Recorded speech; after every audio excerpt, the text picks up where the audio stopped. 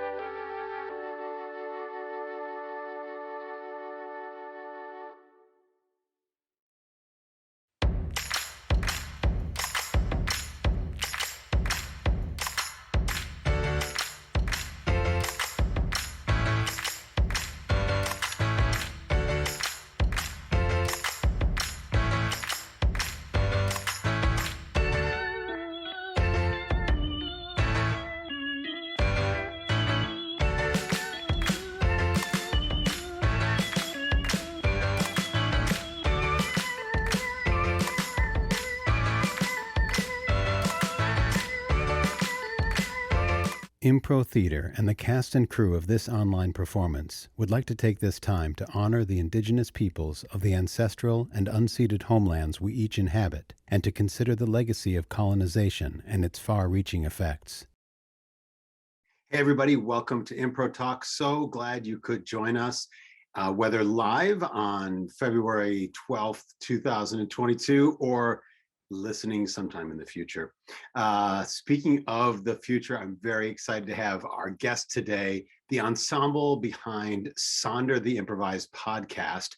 Each episode of Sonder is improvised while streaming live and is based on a single audience suggestion provided by the live stream audience. Music, sound effects, and audio sweetening are added later in post-production.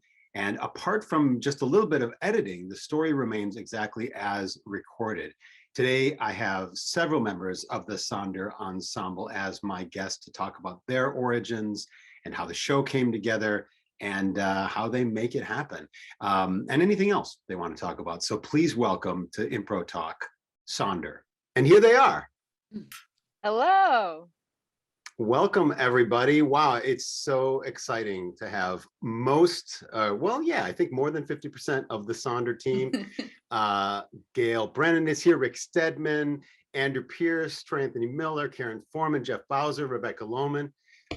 Welcome all to Impro Talk. This is part one of a Sonder Impro Talk conversation. Let's jump right into it. And let me just ask, anybody can talk first. When you first started with Sonder, was there, you personally, were you like all in, you personally, just speaking for yourself, were you all in, yeah, great, go for the weird sci-fi thing or whatever, or were you like, oh, I'm not sure if this is gonna work? Where were you when it first started? Anybody can go. Don't be polite. I'll start just to start. It was interesting because we all kind of collectively found Sonder. Like it was the product of probably like 2.5 months of kind of playing around and trying to figure out what this thing was going to be. We were all in the Impro lab together, and Kelly Holden Bashar had pitched that it would be an audio podcast of some sort. But that was really all we kind of knew coming into it was, it would be led by the kind of artistic values of impro. So it would be narrative, it would be improvised. It might have genre aspects to it. But then the rest of it there was a lot of like play and conversation and figuring out what it would be, which was smoother than it had any right to be, I think. I agree. I would add one more thing to like one of the things we knew going in, and I think that was we didn't want to deal with the situation we were currently in. We wanted to go to something other than being locked into a pandemic. Right. And I think that that kind of drove us as well. Yeah. Because this all started fairly early in pandemic times. And so it was sort of, not that anything's any more clear now, but it was sort of freshly interminable. Like the pandemic was freshly, who knows what's going to happen next. I mean, the lab that we were working on, which was genre design, and we had pitched ideas to each other, and we had everything had all coalesced. Words are hard. And so we had to abandon that whole genre after all the work that we did on it. And so we were just, what do we do? And I think this was the second iteration where we sort of went like, let's go back to what we were doing with the audio stuff and let's make it an actual show. I speaking personally for myself, I'm never afraid. I was excited by how scary and insane it seemed to do this, and the more we dove into it and the weirder it got, for me, I was all in. It was just tell me where to sign, I'm in for all of the weird. So to answer the personal question, Jeff? I feel like we fell into it. Like I kind of remember maybe we did some warm-ups with the cameras off and we came back and we're like, what? That was really kind of fun. And yeah, and then maybe we extended that a little bit and then we experimented with what if we left the cameras off kind of thing. That's how I remember it. 'Cause I remember kind of like stumbling into this and the answer was right in, at least for me, the answer was right in front, like, oh my God, this is amazing. And I liked the way it kind of, there was something very monumental about a pandemic and very historic. And it felt like we were returning to the days where people would sit huddled around a radio and you would escape reality as a family listening to radio. And it felt like something was coming back around. I don't know. That was for Oh, I me. love that. I love that comparison, Jeff, of being huddled around the radio at home. Yeah. It was also, Rebecca Lohman. oh, thanks. Also just being so enclosed, and then again being enclosed because we all had to sort of make like a booth or something. And then being able to imagine anything, to blow out all walls. It was really sort of therapeutic too. And there's a feeling of connection that's kind of amazing. I know I do it with my eyes closed mostly. I know a lot of people do. So you're sitting in this room and your eyes are closed and you've got headphones on, and everyone's voice is in your head. So as an experience for me, when connection was so longed for, it was so beautiful to meet everybody in this other world and run around. It was a great thing to happen. It was Pandemic. like putting on an Oculus goggles and meeting people in a. Karen?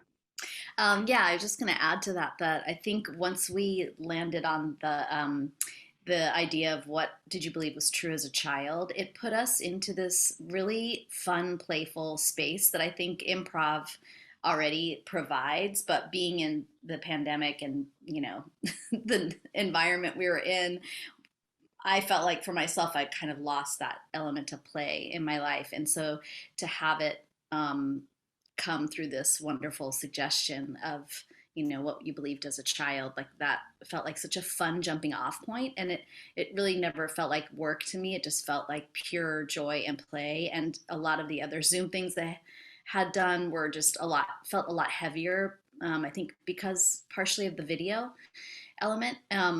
So yeah, it's just such a joyful process from the beginning. And this group of people are just so lovely and generous and kind and fun. And so, yeah, it's been just such a joy. That is great. Rick?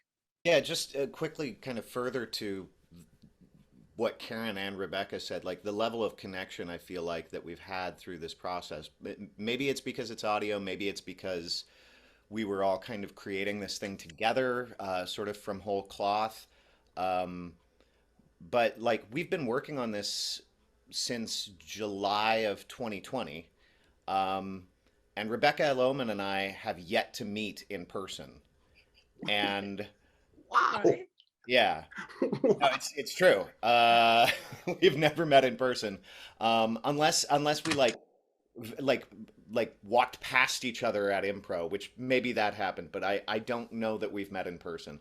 But we haven't, it's February 22, and the conditions of the world are such that like we've been working on this thing a long time and a great deal. And we are really close knit for not having been physically in the same space for the entire process. Like it is a very close cast, which is wonderful. It is. That's Yeah. a amazing testament. Yeah, and I think that's a long time, and I think heavy things have happened to all of us individually I know they've happened to my family where I can't make rehearsal tonight, and this is why, and it's super heavy, and that really brings you closer, especially when you're so far apart, and turning off the lights or closing your eyes and just for an hour being locked into a story, and just listening to each other and really having to listen, and it's I know it's forced me to slow down as a player, which I think people like Dan O'Connor might say, don't slow down even more, Jeff. But I have, you know, I have, because I've had to, you know. So sorry, Dan, but I have a little bit. But they speed it up in post. That's what we just do. That's the secret that We take out all the improv in post. I think some kids' voices and Tinkerbell and some other things have actually been, but that's so great that you just dovetailing off of Jeff's and Rick's comments, because what you're talking about having happened to you as a group is what you all as theater makers and storytellers want to do for audiences. You want to bring them closer together. You want to bring, I mean, I'm putting something on you just having heard those, but I think I can safely say that part of your mission, each of you individually and Sonder as an ensemble, as a show, is to bring people together, bridge the gap between people through storytelling. Yeah. Concur. Wow. Congratulations. No one's Yeah. ever been able to make us be quiet for that long. Agreed. Yeah. Yeah, we're They're like, really on our "Oh." best behavior today. I'm really surprised that there's not Yeah. more bits. There's no bits. Yeah. You're welcome to not be if you'd like.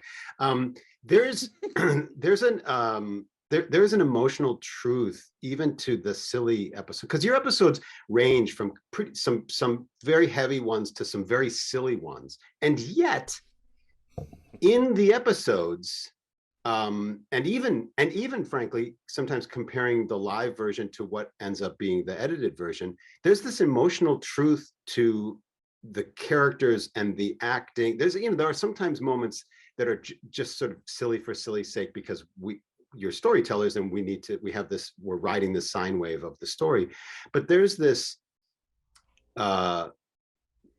grounded commitment to character and to the relationships between the characters, and a vulnerability and emotional rawness about how you approach unraveling the story together. I don't know if I have a question connected to this. That's more of an observation. You know, I was going to say, I want Troy to speak because he's not saying anything. Troy, I want you to speak, but first I'm going to speak. So anyway, I was going to say, going back to what Loman said about how we close our eyes, and a lot of us do. I'm also an eye closer, which is hard because then I'm not looking at the is your mic on or not, but I think that part of it, of just being in your own head with your eyes closed and just living in that space in that moment with your scene partner, really, for me, I don't know about you guys, but for me, it really like allows me to drop into that emotional space in a way that feels very real and very vulnerable sometimes. Like I think in this work, in this group, I think I've done some of my most vulnerable work in here because of the way it feels so close and so personal. Right, Troy? Yeah, Gail, that's true. Well, what is interesting, I'm curious if anyone else has felt this while doing this show, but as an improviser on stage, you're obviously trying to have that radar where you're taking in everything, right? Everything is an offer, everything is a gift. It's right in front of you. Voice and vocal quality is enhanced in this format, right? On stage, someone may do a character or a voice or even just speak normally, and it's part of the other senses that you're receiving. Here, it's all you're receiving. So it's so fascinating to do improv where you're just responding to voice. how is someone talking? Are they loud? Are they soft? What's their vocal quality? Even the quality of their microphone. Maybe it's a real resonant sound. Maybe it's a little more tinny. And that is an interesting thing to respond to. It's different. It's your entire focus is on that. And there is an intimacy there, right? When people talk to you right up to your ear, it's very intimate, right? Sometimes I feel myself getting close to the mic because I want to whisper, and you can't whisper on stage, right? What do you guys think about that? I mean, that's been pretty powerful, I think, for me. Anyway. I mean, bringing that spatial aspect to the soundscapes that we can produce has been super exciting. Like when someone runs across the room and is doing something over there and you get this long distant echo, it just enhances it. It's so phenomenal It's fun for your neighbors too. Yeah. Yelling in your we room. played around with a lot of that stuff in rehearsal in terms of, Kelly did a beautiful job of sort of directing us to widen our playing perspective into like physical aspects so that, if I'm talking to you like this, it gives you a completely different quality than if I'm right in here by my mic. And you can kind of help paint the pictures through that physical sense of things. But I think like to the larger point of the vulnerability and the emotionality, I think that I agree with everything that's been said, and I think like it really stems from the fact that we all have this shared training from improv theater, right? Like one of the things that attracted me to Impro as a company is the fact that it's that the Impro ensemble isn't always just sort of looking for the next laugh.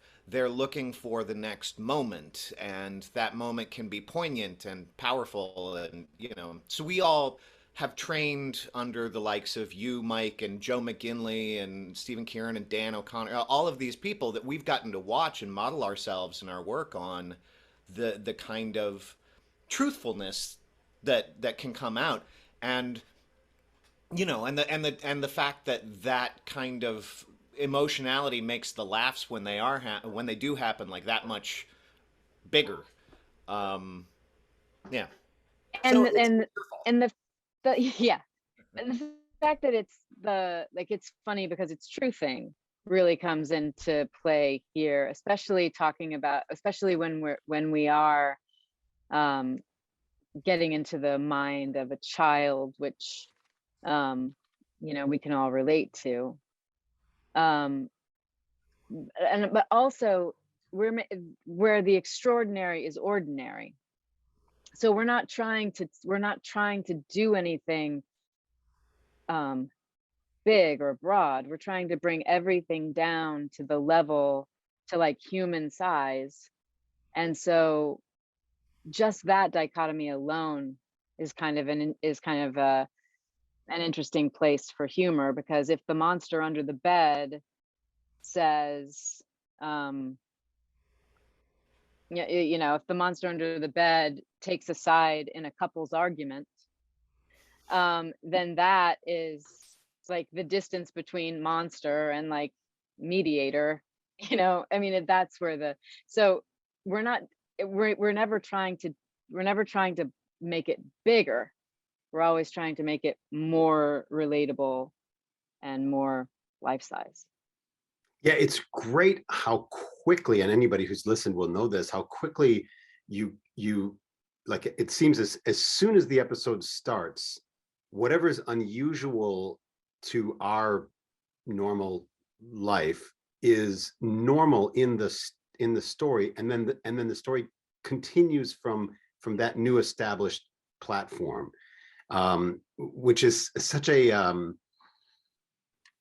in the improv world. Traditionally, improvisers are drawn to make something more weird as soon as possible, instead of establishing the weird and then living in the weird. Like there's always it's like shiny. The next shiny object is what improvisers typically go for. Oh no, we need to put another thing on and then another thing on. But at Sonder, it's this is the weird, and here's where we're going to live, and we're going to tell a story in this place, which is both which is both restraint and honesty in storytelling. you know, what you are saying to the audience, this thing that we've established is where we're going to keep you. And there are going to be maybe some twists and turns along the way, but we're not going to upend the entire thing and say, you know, like, oh, just kidding, new premise. Yeah, oh, sorry, go ahead, Andrew. Oh, I was just going to say, I think that's part of the formulation of it. You know, here we were suddenly, oh, everyone stay in your house. Like the world had upended on us, and we don't really, you know, we're dealing with that on a personal level. And I think, you know, the conditions of Sonder are that this world has changed on people and it's fundamentally different. But you know what? We're still humans trying to deal with that. And that's not always top of mind for those characters. And I think that's what makes the stories relatable. Yeah. So, yeah. And I was gonna, what you said, Mike, about how we start off at this abnormal thing is normal from the first, that is a hallmark of what we try to do. It is sort of one of our very first sort of rules that we came up with, is that it's the new abnormal is one of our log lines. So it's sort of, we actually very much strive not to delve too deeply into that. It's not like, we try not to say like, well, why does the monster come out of the mirror and why do your monsters come out of the mirror? It's just, yeah, your monsters come out of the mirror. And then, you know, and the way it's always been. Yeah, we've struggled sometimes to not like go dig into that, and we just because as what you said about improvisers, it's like or to make that, this or is to the make, world, to make that the immediately it's the thing, right? That's the struggle I think that working through this we've experienced, which is like, well, you want to get in there and you want to go, this is the first time the monster came out from under the bed, this is the first time whatever the weird thing is, right? And I think that's a constant journey for us, is to go, no, let's remember this has been happening in this world for some time now. Let's acknowledge that early on, you know? Yeah, and we can talk about the repercussions of that reality, but we try not to talk too much about the genesis of that reality. I mean, we do sometimes if it's needed in the storytelling, but we try to just go, no, that is the thing, and this is the consequence of living a world where Peter Pan is a real guy. I think we lean into, I think the way that we get around that, like not wanting to go into why it's weird, is that we hide in the relationships, right? And so we try, at least I'm trying to go deeper into how much I love this person, how much I want to punch this person in the face, why, and the other stuff is kind of incidental. And I think what Sonder is, what makes it different is, to me, it's always felt like Twilight Zone flipped inside out. So the weird is there, but it's not the weird reveal. It's weird already, and then we work backwards from that. It makes sense up here, but I don't think it makes sense from here. I get what you mean, Jeff. It reminds me, I'm teaching Twilight Zone right now, and it reminds me of, like, for example, with the episode of Eye of the Beholder, where it's revealed, this woman is in bandages, it's revealed that all the doctors and nurses, the normal people, have this kind of crazy looking pig face. We lost Rick. Such a great episode. And but what it sounds like what you're saying is, what if the viewer from the beginning of the episode knew that everybody in this world had these weird pig faces, and the woman in the bandages were like, oh, what's going to happen to the woman in the bandages? And so we live already in that world, and then we just live with the human drama of her not fitting in and what's going to happen to her as a result. Your analogy of turning Twilight Zone inside out sounds really pretty spot on for what I see in Sonder. We'll be on the lookout for when Rick can make it back. Now let's talk about him while he's gone, you guys. Which is fine. Yeah. It's very Sonder. Oh my God, Rick, you guys. It's very Sonder. Oh my God, that's so Sonder. I think, I oh no, I don't even raise my hand. I just start talking. It's no, you don't have to raise your hand. You can just well, I feel like it hasn't happened yet, but I feel like the most Sonder episode of all will be when we say when it happens like that. When we say this is the world, we have then some sort of episode where nothing at all relates to that thing ever until it does. You know, I mean, that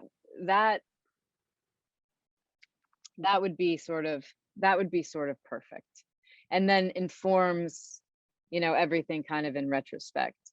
But now I'm super excited.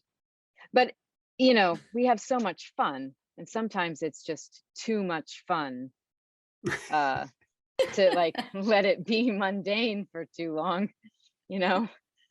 It's too delicious. Rick says he'll be back as soon as possible. Okay. Yeah, we have to manage our joy, I think, right? Yeah. And Rick being back? That Or Rick isn't here. Sonder? That's what I meant. And then We have to show enormous restraint.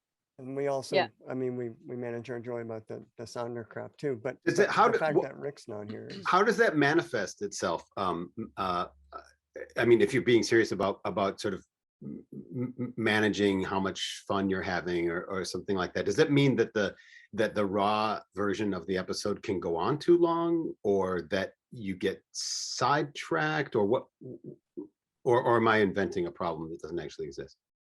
No, that I don't think that's off. I think sometimes we might linger in a scene longer, we might miss endings because we're just kind of caught up in the fun of like creating this soundscape, creating this environment, right? I think there's times. Oh, sorry. No, go ahead. No. I was going to say, and I think there's times as well where we don't just miss the ending of a scene, we miss the ending of a show. And we tag on more scenes because we're having so much fun in that world. And I think that's where I really experience it. Yeah. And in fact, Jeff, that's Jeff. Why am I telling you this, Jeff? You already know. Mike, it's I might not know this. I don't pay attention to that. It's possible. I think that's where the ability to edit for the podcast is so incredible, because what improviser doesn't go home and go to bed and go, man, if only we had switched those two scenes or whatever, and we're able to do that. And so, and that's what happens in the editing room. Sometimes we drop off the second and third ending that we added on, or we actually have moved like two things together or had things happen simultaneously, or lots of different things have happened with the magic of editing. And it's been, it's so satisfying as an improviser to go, oof, get to make it all sweetened and everything. It's really amazing, but it is a challenge for us to stop dicking around and get to the end of the show. I think we're all so enthusiastic and excited, and so yeah, we sometimes will Jeff, I think, had us do this a few times, and it really helps, like counting to 20 as a group without our cameras on and stuff, just to like get us like kind of, you know, in that space where we're gonna, you know, be able to listen. Yeah, you know, just the basics, those basic things. But I agree, like the editing has been just so incredible, and the music that gets added. I mean, it's like so many elements that go into it that create what, you know, a really magical kind of episode in the end. I think when you were I just want to Sonder, say Mom? shout out to Ted Cannon, who sort of like created that he created the editing part of it, and also did wrote a lot of the music. He wrote our theme, all the music. Incredible. Amazing. So I mean, that was a lot of figuring out that he and Kelly did together. If you've listened to the Sonder Mom episode, which was the very first episode I think that we edited, and they took Karen was the Sonder mom, she's the robot mom, and they did something to your voice. I just remember hearing that for the first time and going, oh shit, we've got something here. It's so exciting. Give a little, so amazing. there's a little digitizing to Karen's voice then and then when she's running out of, not to spoiler alert, but when she's running out of energy, it kind of goes a little bit. Yeah, the post-production is amazing, Ted Cannon, and we haven't said Kelly Holden Bashar's full name. I'll add it as a subtitle, but flash it up every once in like every 5 seconds might be nice. Yeah, She yeah, requires that, doesn't it? It's in her contract. Just put her picture. yeah. Brought to you I think by you're allowed grant to put from- Ted's name up too, but I think it has to be 3 font sizes smaller. Yeah, Yeah. yeah. In the like the little handwritten thing, they want it so it doesn't look real serious. I And think then that's what Kelly wanted. and Dylan Forehand, I think, Forehand, edited yeah. all of our episodes. Okay, Season? Yeah. second season. What Okay. season are we in? I don't know. We're starting our No fourth. idea. We're Okay. starting Oh, our wow. fourth season. Wow. Yeah. I figured that out the other day and it freaked me out. Yeah, we're excited for our upcoming seasons because we're going to go back. We're going to try out some themes, and those are yet to be announced. But we did our Sister Sonder, and we did it spooky. But we're going to delve into some new themes and try some new things out. So we're very excited for that. that is fantastic.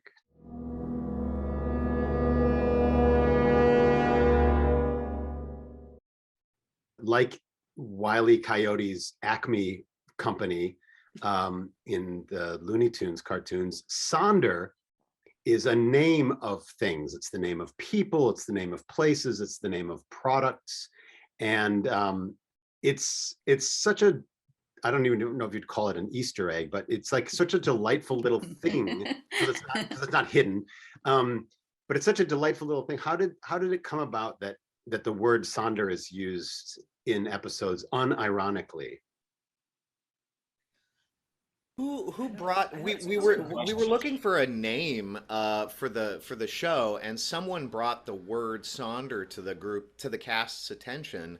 I want to say it was Susan. Was I it? think it was Susan Deming. That sounds right. Susan. Probably. Yeah. And the word, it's one of those lesser known words, and it means the sudden realization that all of the people around you are living their own complete and detailed lives.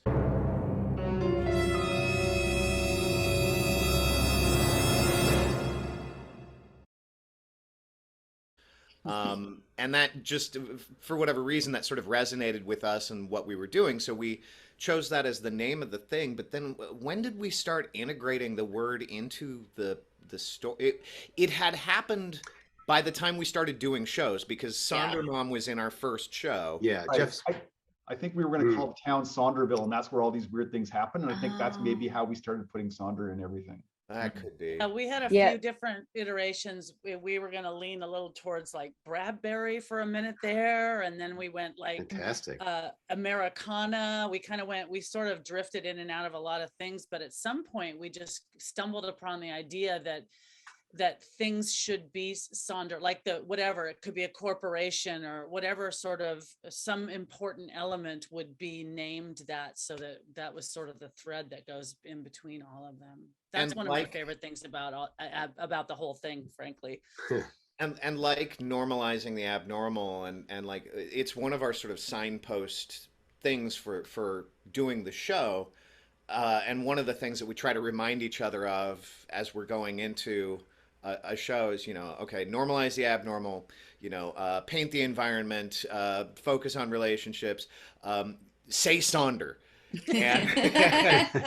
And I can't remember who, but a couple of people I think in the cast have little post-it on their, I do. that says "Say Sonder," because it's really it's easy to lose track of when you're telling a story, and it's not like it's just a fun little thing. It's like an Easter egg, but not hidden. But it's really easy to neglect if it's not somewhere in your attention. So every time that we're doing a show and someone drops it, I'm always like, oh, thank God, because I never would have remembered. Yep. Yeah. For me, the Sonder being different things, like the names of things or places, really helps cement in the idea that this is a world that's adjacent to our own real world as I said before, it's the thread that kind of goes in between, but it really sort of points out how this reality is different than the reality of our last show, is different from the reality of our other show, is different from our own reality. I feel like that's such a great signpost way of reinforcing that in a kind of a subtle way.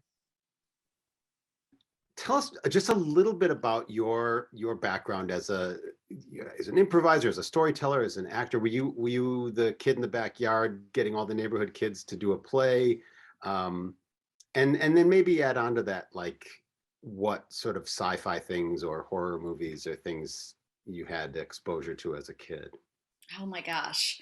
I I don't know that I was always the kid putting on the play, but I really loved to play, um, and did a lot of acting stuff in school. I was not a big sci-fi person until really, I think until I did Twilight Zone at Impro, and I don't think I had even ever seen a Twilight Zone episode, and then I don't know why, but anyways, when we started that genre, I watched it and I got so into it. And then I just loved how, with Twilight Zone, and we try to do this with Sonder too, like there's a lot of kind of commentary that's political, but because it's like this very bizarre, weird thing, it's palatable for people. And it doesn't seem to me to come across as like preachy or, one bias towards one side per se. So yeah, so I have really fallen in love with sci-fi as a result of that Twilight Zone genre, and then doing this has just been it's so fun to like just explore these very weird, abnormal things, and make them true, and it's kind of feels like daydreamy in a way, and I love that about Sonder. Um, so Cool. and scene. uh, Thank you. Thank you. Troy, what about you? Did you grow up a actor kid, and when you weren't acting, doing sci-fi, or did you grow up like interested in physics or something like that? What was your? Yeah, I was a budding Albert Einstein when I was young. No, I was the class clown, and I was a movie geek. So like those things kind of like were my sweet spot when getting involved in improv, because I'm a storyteller, I'm a writer, so like that's the thing that drew me to improv, is like, well, improv will probably be great for opening up storytelling and writing. And then you start and then if you're a fan of cinema or TV or novels or stuff like this, then your brain starts thinking in terms of how I can see how this story will go. Not that you're going to impose your will, but like all that stuff is in your head at your disposal, right? So that's kind of the cool thing about Sonder, is that like, it doesn't have to be sci-fi, right? But if the story starts to lean into it, then that part of your brain starts to go, oh, here are a myriad possibilities where this could go. When the moment strikes, I'll grab the one that hits me the strongest, right? And then that's kind of cool to see. Well, if I throw that little cherry bomb in there, what's going to happen? So that's been a lot of fun. But I don't think any of us go into each story expecting it to be science fiction, right? I mean, we know there's going to be something weird, but I think we've had some stories where like the weird thing was so in the background that you could have taken the mention of it away, and it would have been just this interesting domestic drama or whatever. Sure. You know what I mean? You're also good at tying the question back to the production of Sonder. I love it. You're like a interviewer's sort of dream in a way. But feel free to just talk about. I hope the check's in the mail, Mike. Jeff, were you an actor kid? Oh, dude, I was such a pain in the ass. I was the class clown, and when I was really young, I wanted to be in the talent show. I was in first grade, and they didn't let first graders in the talent show because they were afraid that these kids would get up there and kind of like shit the bed and like, not do it. So I remember my mom had to go in to talk to the principal Osterhaus, and say, if he says he's going to do it, he's going to do it. And I got to be in the talent show. I did my rendition of my favorite. I used to eat a lot of cereal as a child, so it was my favorite breakfast cereal commercial. And I was the blue kangaroo. And John Gluckstein played the construction worker. And I still remember part of the song, but perhaps that's for part 2 of this. And then my first play was playing Huck Finn, and I just fell in love, and that was in 4th or 5th grade. And I knew immediately what I wanted to do with my life, which has been kind of a blessing and a curse. It's been good because I'm like, oh, I know what I want. So when everybody wanted to be a football player or an astronaut, I knew what I wanted to do. But that's also been problematic because, it's probably a lot easier for me to be an astronaut or a starting center my size for the Green Bay Packers. Blessing and curses too. I identify with that. Exactly, Jeff. Rebecca?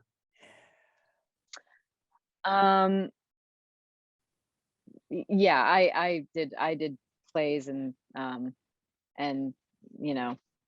like little church musicals at first, and then other musicals, and watched Saturday Night Live every Saturday, even though I really should have been in bed, and then performed for what my mom missed the next morning.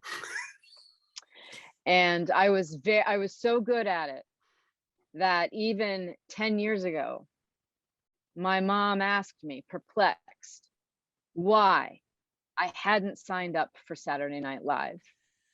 Why, Becky? Don't know, Mom. You should really have signed up. You should sign up. I know. Where do I sign up? But I wasn't really a sci-fi person until I got old enough to know, because I think I thought, oh, well, like, why? I mean, I wasn't like a fantasy person or a sci-fi person, or I didn't play Dungeons and Dragons. I didn't do any of that stuff. I mean, I wanted to be a serious actress. Okay.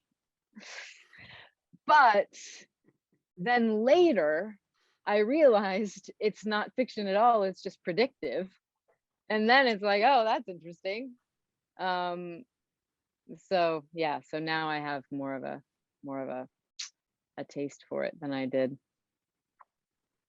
As you can see, when you listen to Sonder. Oh, there it is. There it is. Full circle.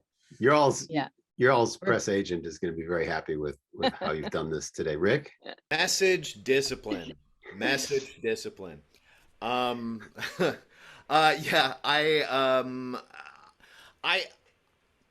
I grew up thinking that I was going to go into science or medicine, which looking back is really hilarious because not because I wasn't like, I had, aptitude in that direction, but like, from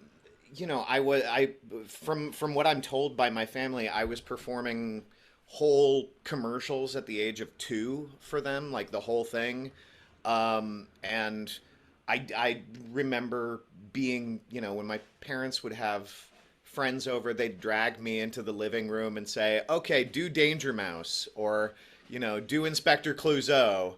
And then away I would go, and I would, entertain everybody. And then they'd be like, okay, good, brush your teeth.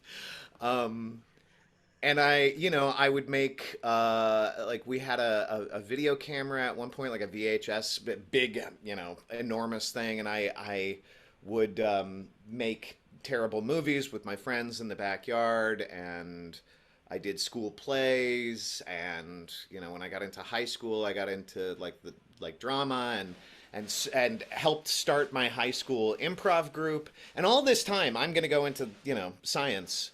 And it wasn't until like probably my junior year of high school that I was just like, oh, like the thing that I spend all of my energy and interest in is not science. And so I doubled down on improv and acting, and the money has just rolled in ever since. um, but I get I'm in my early 40s now, and I think there's probably a lot of people here who can relate to like looking back and going like, oh, what if I had gotten what if I'd had like a career, like a regular career. Oh, Karen has to go. Bye, Karen. I was going to do that so quietly. Yeah. Karen was good. Yeah. Okay. Karen was going to try to bow out quietly. Thank you, I was Karen. gonna do Not gonna let you. Karen's- Yeah. No ghosting. Thank you. Bye. Karen Bye. is co-executive producing this current run of Sonder. Thank you, Karen. Looking forward to it.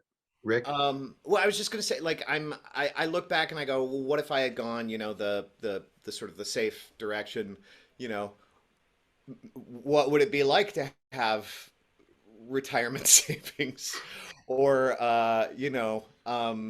any kind of like consistent, income or whatever. But the flip side is like I get to spend so much of my time doing stuff that I love with people that I get to just fall in artistic love with people, like this cast, and spend so much time like laughing and excited and blown away. So it's worth my reminding myself of that, because sometimes it gets the life of an artist is challenging.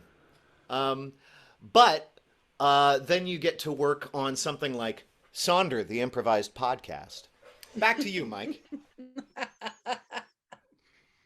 This is really impressive. Gail, Brennan, Jackson, co-executive producer of this current run of Sonder. What about you? I know I've known Gail longer than I've known, I think, anybody on the planet.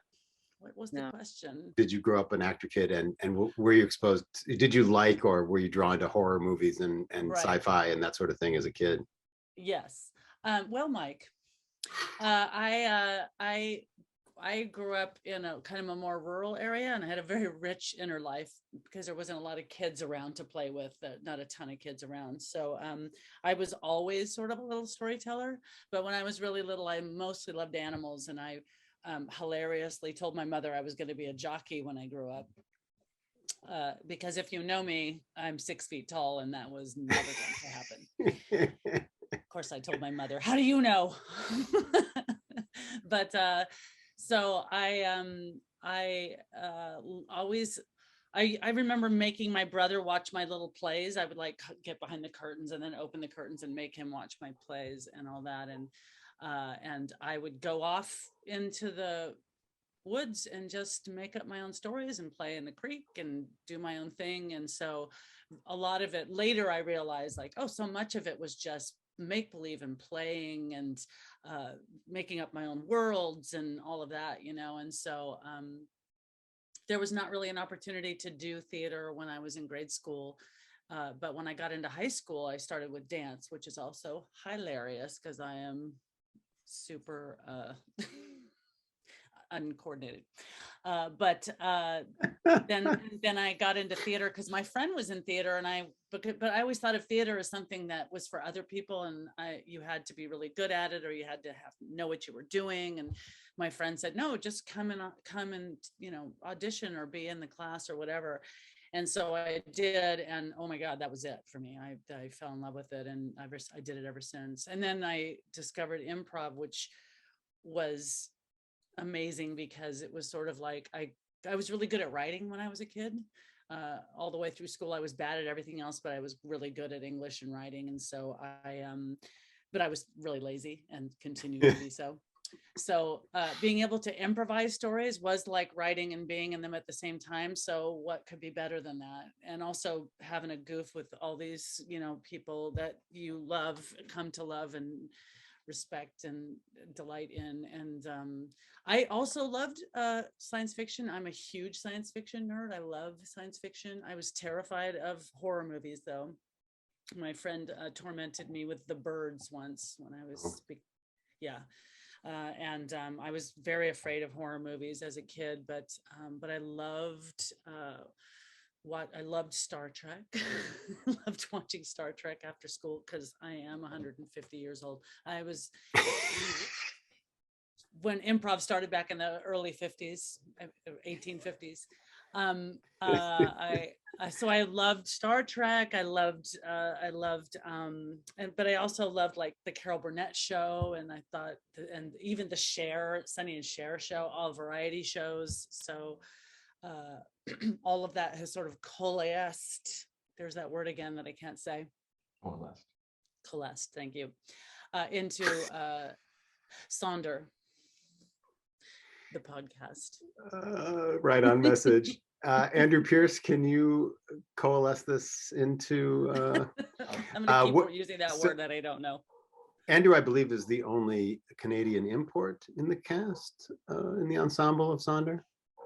I think so. Yeah, and I'm glad you put this last so you can just edit it out of the episode. No one. Or edit it out. You're welcome.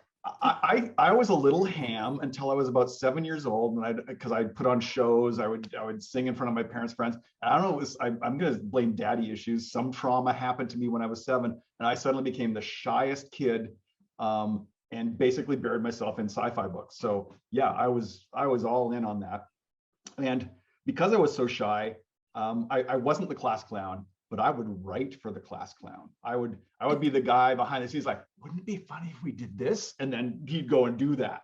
And so that's the way I kind of expressed myself there. And I remember when I was 17, my sister goes, "Oh, let's go to this improv show." And I was like, I don't know. I don't think I'm gonna do that. It's going like that. And I sat in the audience and I watched the show, and I turned to my sister at the end and said, "I have to do that." And she was like, "You're the shyest kid I've ever known. No way." But I signed up, went to Loose Moose. I got taught by just phenomenal people there. Who are some of your Loose Moose teachers? I mean, Keith was, one. When we got classes with Keith, that was fantastic. This is Keith Johnstone that Andrew Pierce is mentioning. Yeah, sorry. I just know my first name. Come on. But the three folks on the Impro cover, Ingrid Hamilton and Tony Totino and Jim Curry. My first class at Loose Moose was with Bruce McCullough, and he and I became an Impro team for a long, long time until he finally moved to Toronto, and then got the kids in the hall together. That was kind of my origin. Turned that into a career, but I also kind of pursued visual effects on the other side of it. So, I mean, Star Wars blew my mind. I'd always been trying to do stop motion animation with my dad's camera, and I saw what the visual effects were possible. And so I kind of did that. And my university professor had a poster of Alien on the wall. And he's like, "Oh yeah, I did some visual effects for that." And I thought, wow, there's a path from doing computer graphics in Calgary to getting to work on a film. I got to pursue that. So I kind of had my science and my improv kind of went there too. And so even in Toronto, when I was working, I had an improv troupe, and then came down here. I came to see Sondheim at the Gary Marshall, and this was my first experience with Impro. And I thought, oh, this is gonna be super fun. And I went in, it was super fun, but also I was crying in the middle of from an emotional arc, and I went, fuck, this is theater. God damn it, they tricked me. It wasn't an improv show. Oh, excuse me for swearing. But so at that point, I was like, well, I have to come and join Impro. And then, finally coming to Sonder with the science fiction, bringing the science fiction and the Impro together. Sonder. That was, again, beautifully done. I ask this in every Impro talk. Is there a message that you want to say to, a person who's a storyteller, who's, maybe writing for their class clown or convincing their brother to watch them do a play or memorizing commercials to perform for the folks.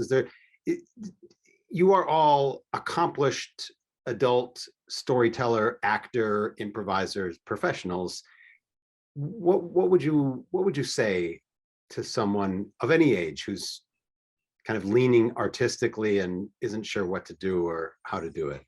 I'll go first. I have the honor and pleasure of teaching for the Disney Performing Arts program at Disneyland for about 15 years, and came across literal thousands of kids and taught improv to thousands of kids in that time. And I always said the same thing to them, because I know for me, as I said, I didn't know that door was open to me. But what I would say is that door is absolutely open to you, and get in here, because it's an all play. And the other thing is that we, all of us, these adult professionals, we are literally you. So get in. Beautiful, beautiful. It's an all play. I love it. Mm-hmm. I would add one thing is like improv has given me more than I've taken from it. It's helped me in all areas of my life, even just personal interactions. So do it. I'd say too, give yourself permission to get in trouble, right? I got in trouble all the time as a kid. I'm not saying be the bully, right? But if a creative notion hits you, lean into it. And you know, if it gets you in trouble, if you spoke out loud and you weren't supposed to in a quiet setting, or if you were a bit disruptive, I mean, better to give voice to those instincts than to clamp down on them because you think the rules are telling you you can't do it. I got in trouble as a kid, good-natured trouble, and that's what I would say. Get into some good-natured trouble. Thank you, Troy. I love that. I would say, you know, you can do this work and not want to perform, right? That just the exercises, just the games we play are just that. They're games. And if you feel like you're a little shy, or you're going through a transition in your life, you're having a rough patch, this can really shake your shit up and make you think in different ways, because it forces you to agree. It forces you to think about something that's not going on up here. And if you just put your hands in space and work with, like, you know, space objects, this unlocks. And if you just have a conversation with somebody, it can absolutely be transformative. It can change your entire life. That sounds like I'm drinking the Kool-Aid, because I am. But it, you know, what Andrew said is true. It goes beyond like performance and acting and all of that. If you have another artistic pursuit that you're into, this totally helps it. Whether it's writing, I like to paint. It helps my painting. I would imagine if you're a sculptor, it just helps. Yeah, why can't I do that? Why can't I screw up my painting by doing this and then having a happy accident? So just jump off. The net will appear, but you're not going to need it because you're going to fly. There's Ray Bradbury again.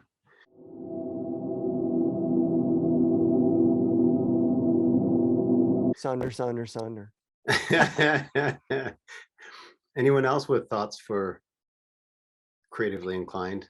I think you know, whether you're inclined to do this stuff, you know, professionally or not, I think the world, and probably especially like our society, has a tendency to treat the arts like they're expendable, like we don't need them, like they're a luxury. And that's fundamentally false. Like, we need them. Human beings need the arts. We need them. And so doing this stuff has value, even if you are surrounded by people that treat it like it doesn't, and want to pay you with exposure, and want to, tell you that they're gonna, reschedule your thing that you worked so hard on because they have, like a rally for the football team or whatever it is, like it has value, and don't let anybody tell you otherwise. And remember that like the arts require that like vulnerability, and say that I'm not saying anything new here. I'm regurgitating other people, but I agree with it. The arts require that like sensitivity and vulnerability, but they also require you to deal with rejection on, you know, often a daily basis. And it's difficult, and it's worth finding people who will support your endeavors, and realize that like success and failure, like they're kind of meaningless. So like just make stuff, and be around people who think it's good that you're making stuff, I guess. Creativity is a human need and a human right, and creative expression is in the hierarchy of needs. Yes, yes.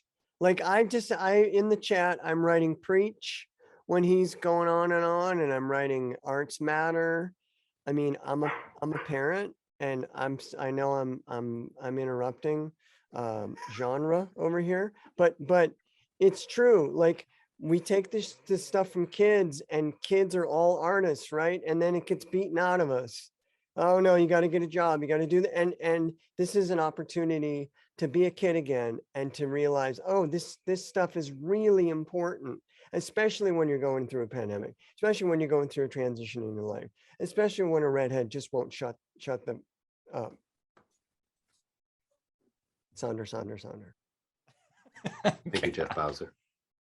I like that you put preach. Jeff appears in the show Perry Mason as a person under the spell of a preacher. You should check it out. And Rebecca Lohman also appears in Perry Mason. So that's a kind of a weird coincidence in the Sonder ensemble. Same episode too, right, guys? Same episode. I believe so, but we didn't see each other on set.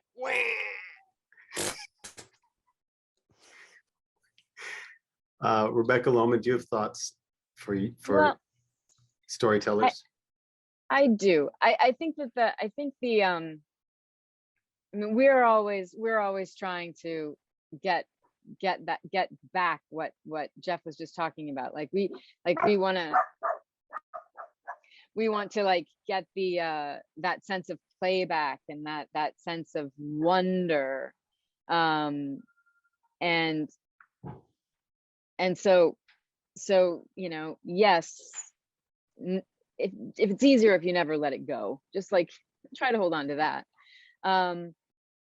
but also just the importance of storytelling, especially now in a country that seems to be hemorrhaging empathy, that this is how you understand each other, by listening to each other's stories, telling your own, coming together to put all of your, you know, experiences together.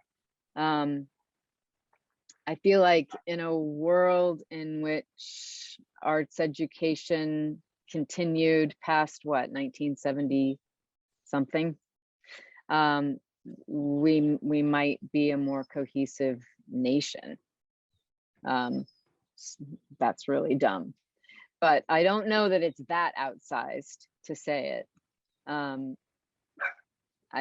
So yeah, but also if you really want to do audio visual work or something, you know, by all means. I mean, if you have something else that you are good at and love, you know, that's okay too. Fantastic. Sonder. Sonder.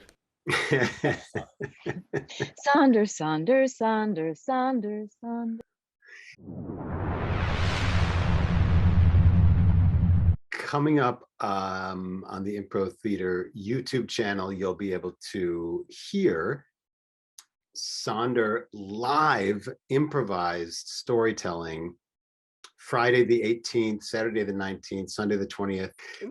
Fridays and Saturdays at 8. Saturdays also at noon and 8, and Sundays just at noon. Is that right? Yeah. Okay. Nailed it. The last 2 weekends in February. Those are if you want to experience the live version, which is amazing. And then the season will come out as a podcast some months later with all the sweetening and music and editing and all this sort of stuff as well. And you can listen to our old seasons right now on Yes, on whatever podcast platform you access, Sonder, the improvised podcast. You can follow them on social media. That'd Yeah, be so everybody great. do that. Yeah, Great. Thank you, part one, Sonder. And I'll see some of you next week for part two. And everyone else, we'll see you during the shows. Oh, wait. Rebecca Thanks, has Mike. more to say. yeah. Hey, Mike, maybe you can guest with us sometime. Oh, I would love that. That'd would be love that. great. I'd like that. Okay.